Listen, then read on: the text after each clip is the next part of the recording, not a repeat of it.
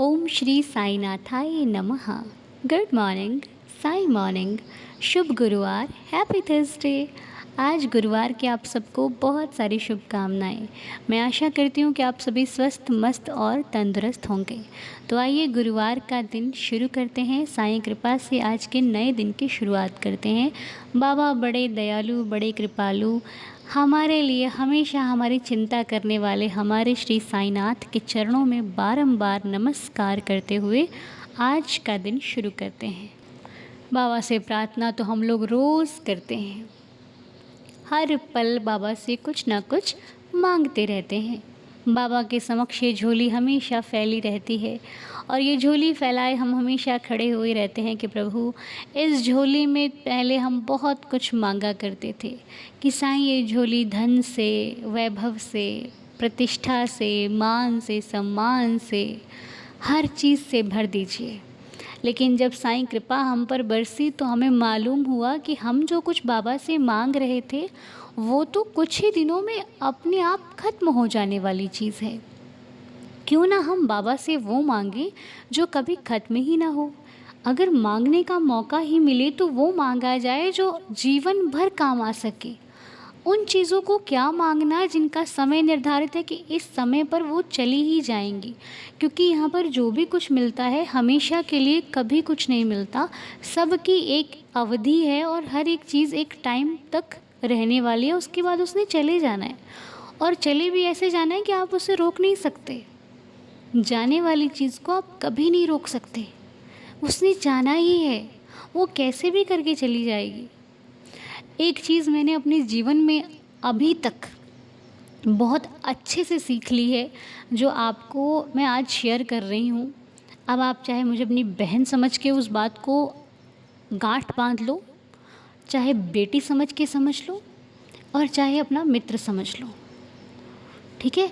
लेकिन ये बात बिल्कुल सच्ची है और आप सब इसे आज नोट कर लो कहीं पर। वैसे आप सबको मालूम होगी, आप सब मुझसे बड़े हैं, लेकिन मैंने अपना जीवन का जो अनुभव फील किया वो आपके साथ शेयर कर रही हूँ कि हम और हमारा जीवन, इसमें सब कुछ तय है। तो एक एक आपको घटना बताती हूँ जो मैंने अपनी आँखों से देखी है। एक व्यक्ति बड़े दूर शहर में रहता था और उस शहर में उसका मन नहीं लगता था। तो वो सोच रहा था कि जहाँ पर उसका पुराना घर है वो वहाँ जाकर कुछ दिन रहे, और जहाँ पर वो अब रह रहा था वहाँ पर उसका काम था। मतलब होता है ना, लोग अपने काम के लिए दूर चले जाते हैं अपने घर छोड़कर, परिवार छोड़कर, तो वो वहाँ पर रहता था। अब उसको एक दिन ऐसे मन में हलचल सी हुई कि मुझे वहाँ जाना चाहिए जहाँ मेरा पुराना घर है, और वहाँ जाकर मुझे कुछ समय व्यतीत करना चाहिए। अब वो व्यक्ति थोड़े दिन सोचता है और काम कर लूँ फिर निकलूँगा, और काम कर लूँ फिर निकलूँगा। वो निकल नहीं पाता, क्योंकि व्यक्ति जब काम में फंस जाता है तो निकलना कठिन हो जाता है। अब वो व्यक्ति अपने काम में ही लगा रहा।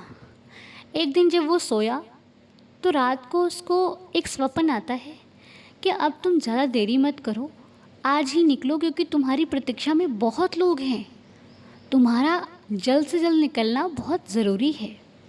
अब वो सुबह बड़ी चौंक कर उठा और उसे स्वप्न याद आ रहा है बार बार। लेकिन कई बार क्या होता है, इंसान को स्वप्न याद नहीं होता, लेकिन उसे वो स्वप्न पूरा याद था। अब वो उठता है और मन में विचार करता है, जाऊं कि ना जाऊं, काम है कैसे चलेगा, जाऊं कि ना जाऊं, जाऊं कि ना जाऊं, बड़े विचार चल रहे थे। फिर उसने बैग उठाया, बैग तैयार किया और निकल पड़ा अपने घर की ओर।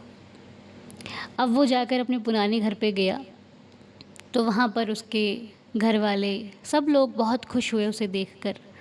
बड़ी ही खुशी का माहौल था, सब लोग बड़े ही अच्छे से उसका इंतज़ार कर रहे थे। सब ने बहुत खुशी से उसका स्वागत किया और उसको 2 दिन बीत गए। अब आपको मालूम है वहाँ हुआ क्या। जब उसको 2 दिन बीत गए तो वहाँ पर सामने उसके घर के बहुत सारे पक्षी आया करते थे। अब वो जो पक्षी आते तो उससे एक दिन विचार आया कि क्यों ना इन पक्षियों को खाना खिलाया जाए। अब वो उनको खाना भी खिलाने लगे, वो उनको पानी भी पिलाने लगे। अब करते करते क्या हुआ, उनको ये पक्षियों की सेवा करते लगभग 15 दिन बीत गए और 15 दिन के बाद उन पक्षियों की जो संख्या थी वो अधिक बढ़ गई। जब पक्षियों की संख्या बढ़ी तो लोग दूर दूर से देखते थे कि कभी यहाँ पर एक पक्षी नहीं था, और आज देखो कितने सारे पक्षी चहचहाते। और पक्षियों की चहचहाट अच्छी लगती है ना, मुझे तो बहुत पसंद है। तो पक्षी चहचहा रहे थे और देखकर सब लोग बहुत खुश होते हैं। अब इस कहानी को मैंने आपसे क्यों कहा, इसका मैं आपको इसकी बात समझा देती हूँ। कहने का मतलब है, वो व्यक्ति कहाँ दूसरे शहर में था।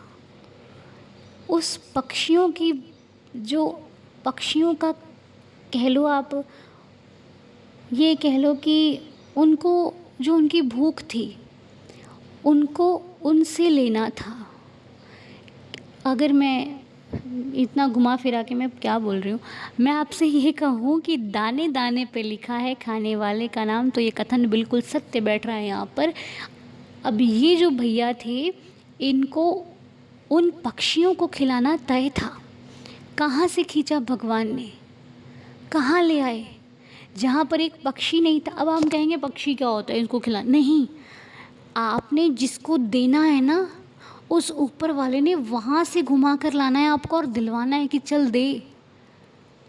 इस कहानी का मतलब भले मैं आपको समझा ना पा रही हूँ, लेकिन मतलब बहुत बड़ा है कि इस धरती पर अगर कोई एक दाना भी खा रहा है ना, तो वो भी तय है। और हम कहते हैं भगवान क्या देंगे, अरे बहुत कुछ देंगे। सोचिए उसकी व्याकुलता कहाँ ले आई। अब सोचिए, क्या वो पक्षी चाहते होंगे कि ये व्यक्ति दोबारा चला जाए? नहीं चाहते होंगे। और सोचिए वो बेज़ुबान बेचारे कितना आशीर्वाद देते होंगे, लेकिन हमें उनकी आवाज़ में सिर्फ चहचहाहट सुनती है, वो दुआ नहीं सुनती जो वो हर रोज़ हमें देते हैं। इसीलिए इस धरती पर सब कुछ तय है। और ये जिसकी मैं आपको बात बता रही हूँ ना, उन्होंने अपनी फीलिंग्स शेयर करी हैं, क्योंकि उनकी फीलिंग्स मैं अच्छे ढंग से नहीं शेयर कर सकती। तो ये जिन्होंने भी ये मुझे बात बताई है, वो जब बता रहे थे तो उनकी आंखों में आंसू थे कि मैं कैसे व्याकुल हो उठा वहाँ पर और मुझे खींच लाया। तो ये पक्षी नहीं थे, इनसे इनका कुछ रिश्ता था पुराना जो उनको वहाँ से खींच कर लाया। प्रभु भी किसी किसी का लेते हैं, बड़े भाग्यशाली होते हैं जिनको भगवान ऐसी सेवा बख्शते हैं। मैंने कहा भैया आप बहुत धनवान हो, बड़े किस्मत वाले हो। उन्होंने कहा, कहते बेटा मैं पैसा तो खूब कमा लेता, लेकिन ये जो अब कमा रहा हूँ ना, ये उससे कहीं ज़्यादा सुकून दे रहा है मुझे।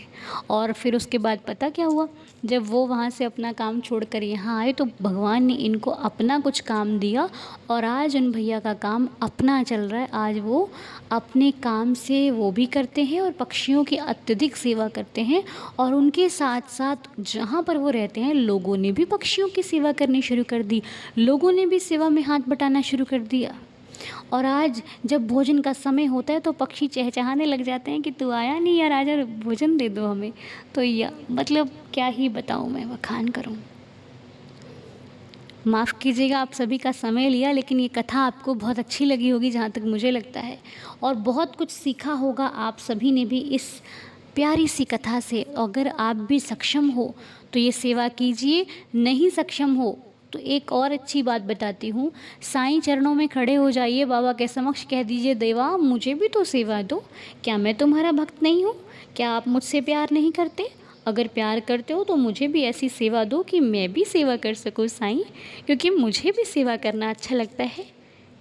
फिर देखिए बाबा आपको सेवा में ऐसा लगा देंगे कि आपको समय नहीं बचेगा, और समय इन्हीं चीज़ों में जाए तो अत्यधिक बेहतर होता है।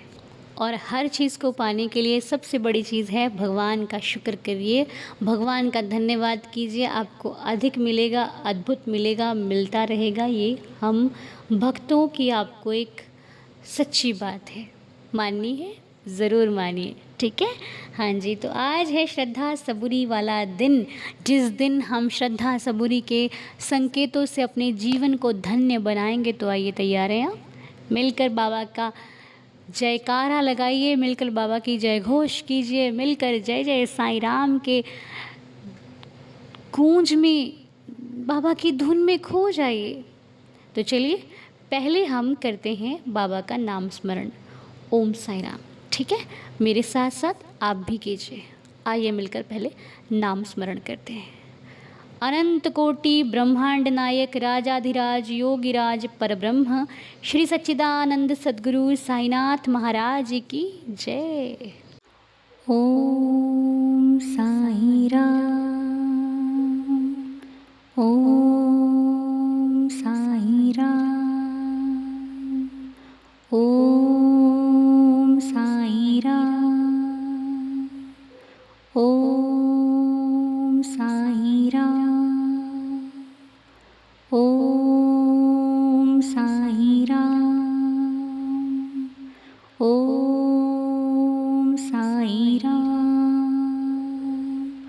ओम साई राम, ओम साई राम, ओम साई राम, ओम साई राम। बाबा के श्री चरणों में कोटि कोटि प्रणाम करते हुए आपने श्रद्धा और सबूरी में से एक चुनना है, चुन लिया। आज आपको अंक मिलेंगे। श्रद्धा का अंक है नंबर 9, सबूरी का अंक है नंबर 11।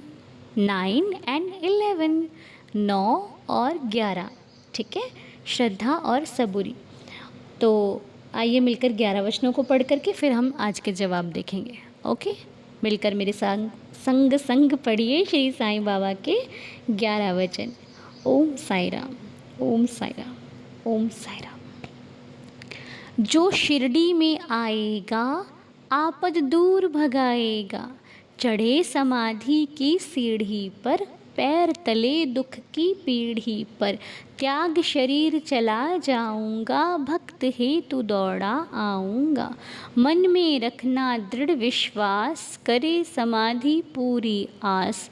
मुझे सदा जीवित ही जानो, अनुभव करो सत्य पहचानो। मेरी शरण आ खाली जाए, हो तो कोई मुझे बताए। जैसा भाव रहा जिस जन का, वैसा रूप हुआ मेरे मन का। भार तुम्हारा मुझ पर होगा, वचन न मेरा झूठा होगा। आज सहायता लो भरपूर, जो मांगा वह नहीं है दूर। मुझ में लीन वचन मन काया, उसका ऋण ना कभी चुकाया। धन्य धन्य वह भक्त अनन्य, मेरी शरण तज जिसे न अन्य। अनंत कोटि ब्रह्मांड नायक राजाधिराज योगिराज परब्रह्म श्री सच्चिदानंद सद्गुरु साईनाथ महाराज की जय। तो श्रद्धा वालों, आपका जो जवाब है, आज बाबा आपको कह रहे हैं कि अपना विश्वास बनाए रखो। जो भी कार्य आपने किया है या फिर जो आप कार्य कर रहे हो, सच्चे मन से प्रयास करो। आपको जल्दी ही कोई अच्छा संकेत मिलेगा, आपको जल्दी ही कोई अच्छी खबर मिलेगी। यदि आप अपने कार्य में शंका रहित होकर अपने कार्य पर ध्यान देंगे, दूसरों की बातों को ना सुनकर अपने मन के भाव को सुनकर बाबा पर अटूट विश्वास रखते हुए आगे बढ़ते जाओगे, तो अब वो दिन दूर नहीं जिस दिन का आपने बेसब्री से इंतज़ार किया है। मन की उलझनों को बाबा पर छोड़ दो, कर्म करो। आपकी सच्ची नीयत आपको सही दिशा देने वाली है, दिखाने वाली है वो दिन जो तुमने बहुत सब्र से काटे हैं। सब्र का फल बहुत मीठा होता है, मत भूलो। सब्र करने वाले की जीत होती है, ये भी मत भूलो। सब्र करने वाला विजयी होता है, ये भी मत भूलो। और आप साईं के सच्चे भक्त हो, ये भी मत भूलो। और आप साईं दीदार परिवार के सदस्य हो, ये भी मत भूलो। हिम्मत आपके हृदय में वास करती है, ये भी मत भूलो। और आप स्पेशल हो, आप अनोखे हो, आप बहुत प्यारे हो, आपसे प्यारा कोई नहीं है। आप दिव्य हो, आप वो हो जिसे साईं ने रचा है। क्यों अपने आप को छोटा समझते हो? क्यों अपने आप को कुछ नहीं समझते हो? क्यों अपनी वैल्यू खुद नहीं करते हो? भाई कहाँ दिक्कत आ रही है? इतना अच्छा आपको जीवन मिला है और अब तो आपके जीवन में शुरुआत होने वाली है उस दिन की जो दिन आपको सफलता पर ले जाने वाला है। सफलता कोई भी हो सकती है, सपना कोई भी पूरा हो सकता है, इसीलिए सपने देखते रहिए और उन सपनों में अपने बाबा को विराजमान करिए, तब उन सपनों के पूरे होने की जो आशा है वो 100 नहीं 1000% बढ़ जाती है। बस तैयारी कीजिए श्रद्धा वालों, अब खुशी के दिन द्वार पर खड़े होने वाले हैं। ठीक है, आज तो बल्ले बल्ले हो गई है जी। तो चलिए अब हम सबूरी की तरफ चलते हैं।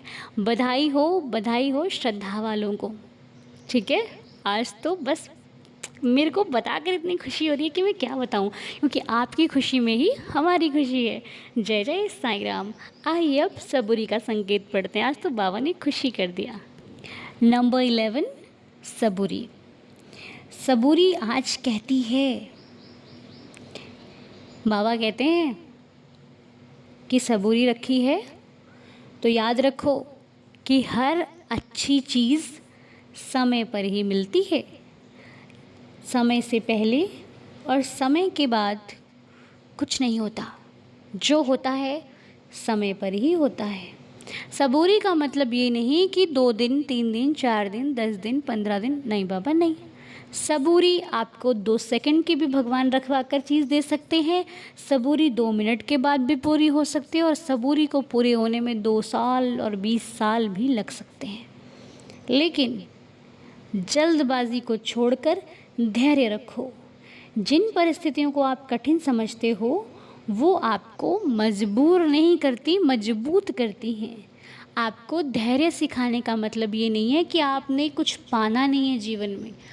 आपको धैर्य सिखाने का मतलब है कि आपका पाया हुआ कोई छीन नहीं पाएगा। ये है सबूरी। याद रखना मेरी बात को। बाबा का कथन है कि जो तुम्हें बाबा दे देंगे और तुमने सब्र रख कर पाया होगा, मजाल है कोई आपसे छीन कर दिखा दे। ये बात सच है और साईं के मुख से निकला हुआ हर शब्द सत्य था, सत्य है, सत्य ही होगा। मेरे बाबा कभी अपने भक्तों को वहम में नहीं रखते। ठीक है, इसीलिए कठिन कुछ नहीं है। शांति मन में रखकर आगे बढ़ते रहिए। समय आपके स्वयं पक्ष में होगा। और एक बात मैं सबूरी वालों से कह दूं कि सबूरी चुनना सबके बस की बात नहीं होती। सब्र वही चुनता है जो उस मालिक का बंदा होता है। याद रखिए, सबूरी सबके पक्ष में नहीं आती, सबूरी सबकी झोली में नहीं आती।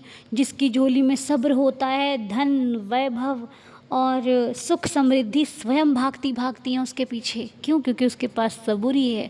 और जहाँ सब्र संतुष्टि होती है वहाँ ये सब चीज़ें अपने आप आ जाती हैं, पता भी नहीं लगता। याद रखिए, बाबा के ये 2 मंत्र श्रद्धा और सबूरी यूं ही नहीं दिए हैं साईं ने, अत्यंत लाभदायक हैं। और जो भी श्रद्धा सबूरी को साथ लेकर चलता है उसके जीवन में कभी हार नहीं होती। ये 2 मंत्र आपको आपके जीवन में इतना सुख देने वाले हैं जिसकी आपने कल्पना भी नहीं की है। इसलिए आगे बढ़िए। जीवन में दूसरों को देखकर छोटा, खुद को समझना कभी नहीं। आप स्पेशल हो, तभी ये मैसेज आप तक आया है। क्योंकि बाबा चाहते हैं कि भरो हिम्मत अपने हृदय में और आगे बढ़ो, क्योंकि तुमसे बेहतर दूसरा कोई नहीं है। ठीक है, ये शब्द अपने जीवन में हमें उतारने चाहिए कि हम अच्छे हैं, हम बेहतर हैं, हम स्पेशल हैं। ये कहना सत्य है और ये कहना उचित है, लेकिन मैं ही सत्य हूँ, मैं ही बेस्ट हूँ, मैं ही स्पेशल हूँ, ये अहंकार में भर जाता है। इसलिए हमें अपने आप को बेस्ट बनाना है, पर किसी को छोटा नहीं समझना है। कोई हमसे छोटा नहीं है, हम सबसे छोटे हैं, लेकिन हम बेस्ट हैं। हम भगवान के भक्त हैं, हम किसी को छोटा नहीं बोलेंगे। याद रखिए, अहंकार से दूर होकर अपने जीवन को निखारिए, बहुत बेहतर है। अगर मुझसे आपको समझाने में, आपसे कुछ कहने में कोई भूल हो गई हो, कोई शब्द अच्छा ना लगा हो, तो हृदय से मुझे क्षमा कर दीजिए, मैं माफ़ी चाहती हूँ। और अगर अच्छा लगा हो तो भर भर के आज साईनाथ के नाम के साथ रेड हार्ट और येलो हार्ट ज़रूर डालिएगा कमेंट्स में, क्योंकि आज मुझे रेड और येलो हार्ट पता नहीं क्यों बार बार फील हो रहे हैं। तो आप सभी ओम साई राम लिखकर रेड एंड येलो हार्ट आज कमेंट्स में ज़रूर दीजिएगा। ओके, रेड श्रद्धा और येलो सबूरी। आज दोनों आपने कमेंट्स में लिखने हैं, रेड एंड येलो। ओम साई राम, जय साई राम। खुश रहिए, स्वस्थ रहिए, मस्त रहिए। मिलेंगे आपसे 12:30 बजे लाइव और आपके साथ मुलाकात करेंगे। बहुत इंतज़ार है मुझे, ठीक है। और आज अध्याय 31। ओके। जय जय साई राम। साईं आपको खुश रखे, स्वस्थ रखे, मस्त रखे। आज आपका दिन शुभ और मंगलमय हो। ओम साई राम, जय जय साई राम। शुभ गुरुवार, हैप्पी थर्सडे।